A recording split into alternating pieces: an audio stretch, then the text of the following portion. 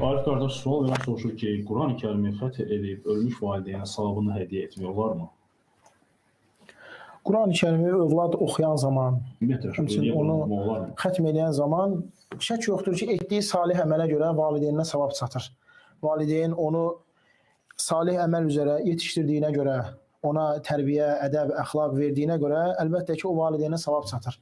Amma oxuduğum Quranı və ya surənin savabın valideynim üçün göndərirəm və ya ona tapşırıram. Yəni bunun dində heç bir əsli, əsası yoxdur.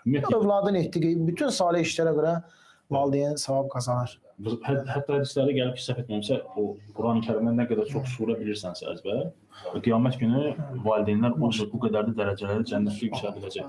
Onların başlarına tac qoyulacaq. Yəni öyrədiblərsə övladlarına, bəli. Allah Teala Yasin surəsində buyurur ki, bu Quran ölülər üçün yox, dirilər üçündür.